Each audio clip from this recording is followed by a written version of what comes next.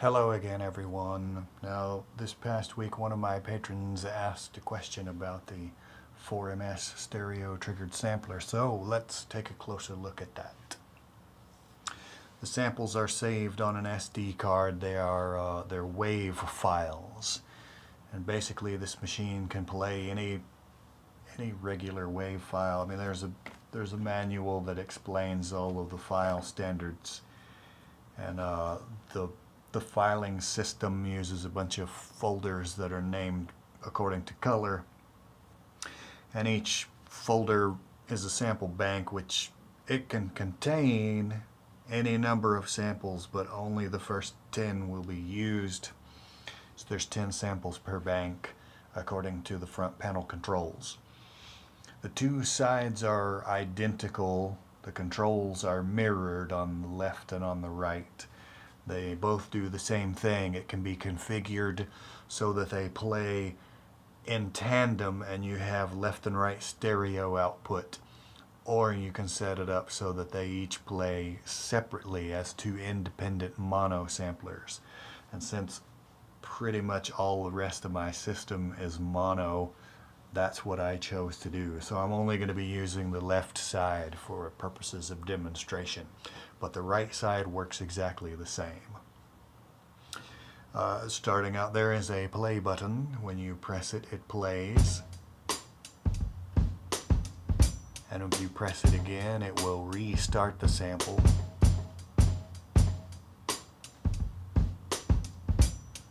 And now it will play through to the end and then stop.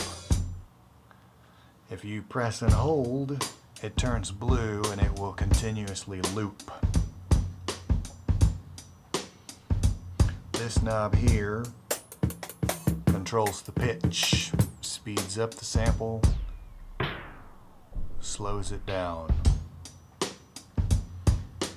This knob right here controls the start position. So for a drum loop, you can kind of break the rhythm by having it start in an awkward place. Turn it up close to the end. You just get a couple of beats at the end. Turn it back to the beginning. This knob down here controls the length, so you can dial this down, make your sample shorter, and then also manipulate the starting point. And you get this really off kilter sort of if you're using drum loops. Now if you shorten the play time even more, it'll dial down to really tiny granular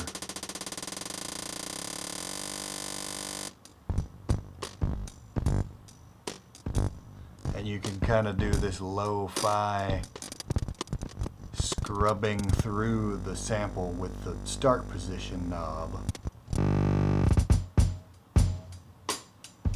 And there's also a reverse. Press that, it'll make it go backwards. Press it again, and we'll go forwards again. And this knob right here, I'm going to shorten the length so we can hear the effect that this has.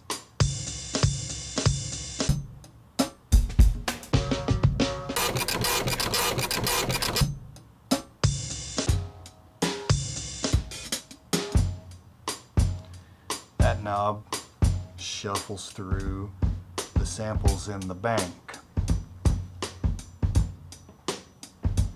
I press that and hold it again to put us back in one-shot mode, and it stops when it reaches the end. All of these controls are mirrored down here in the patch bay. Each one of them has a CV input. So you can use CV to control all of these parameters. Sample CV does what this knob does, and it will shuffle around the samples in the bank. And in patches that I've made before, I've used for example, my random voltage generator, to randomly select a sample from the currently selected bank. Start position CV will control the start position. Length CV controls what this knob does. There's a gate input to toggle the reverse on and off. This is an output that sends out a trigger when the sample reaches the end. You can use that for clocking or to trigger other events in your patch.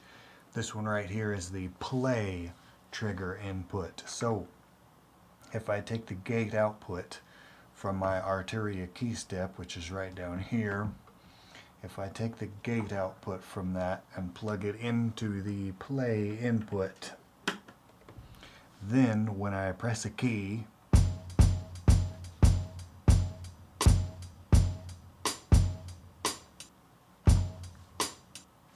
it plays the sample. Now this one right here, just you may have deduced, is the output. I have that going to my mixer. Right next to it is the volts per octave input. Uses the 1 volt per octave standard. That's the Eurorack modular standard. I plug that in. The pitch output from my key controller is now controlling the pitch. So the pitch of the sample will track along with the keyboard, and it's relative to where I have the pitch knob set. So and then let me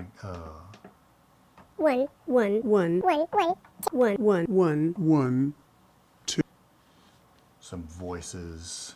You know, there's some other sample banks which you get to by pressing this button.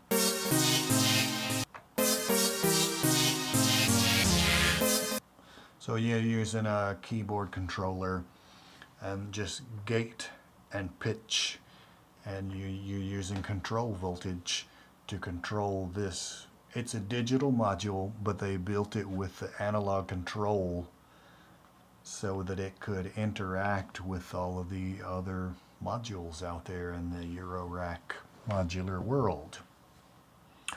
Now, one of the cool things about this particular unit is you do not have to have a computer. You can record directly in the module itself. And I think when I finally get to live performance, that's going to be very exciting, because I can sample the crowd, the room that I'm in, and it's really, you know, going to give a sense of the music being made right there in front of you.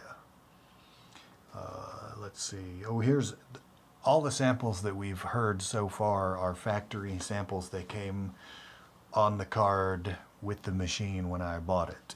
This one is one of mine. What is trees and clouds and birds, and what is love and the sun?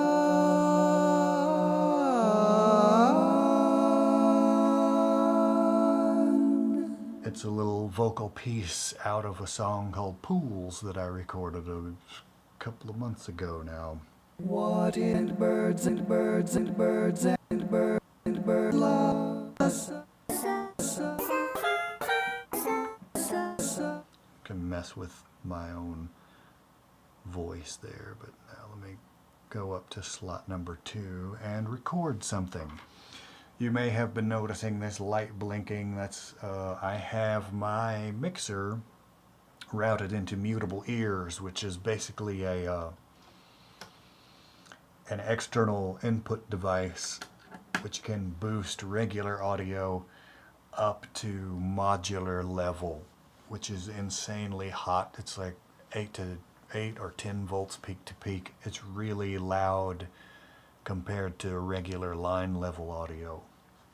So you have to have something to boost the signal up to that level. Now I've got my record section already queued up. I have to turn down the sampler over here in my mixer, because when you ARM record, it gives you a monitoring, and you don't want to have the feedback. Anyway, well, now that flashing light means that I'm ready to record. When I press it again, it will record, so let me think of something clever to say. Well, howdy hi, everybody.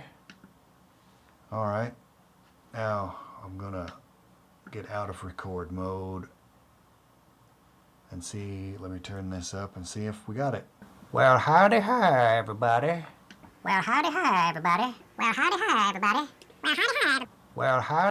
Well, howdy hi, everybody.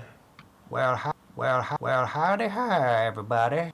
Well, howdy hi, everybody. Well, howdy hi. Well, howdy. Well, hi, hello, hello, hello, hello, hello, hello, hello, hello, hello, hello, hello, hello, howdy. Well, howdy. Well, howdy, howdy, hi, howdy, hi, howdy, hi, howdy, hi, howdy, hi, howdy, hi, howdy,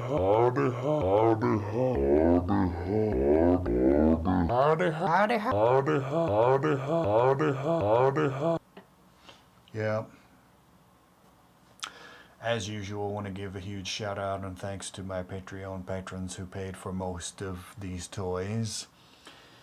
Want to remind you, if you want to become a patron, the link is on the screen now and also in the description down below. What else? Oh yes, of course, remember to like and subscribe if you find these sorts of things interesting. I thank you very much for your attention, and I will see you next time.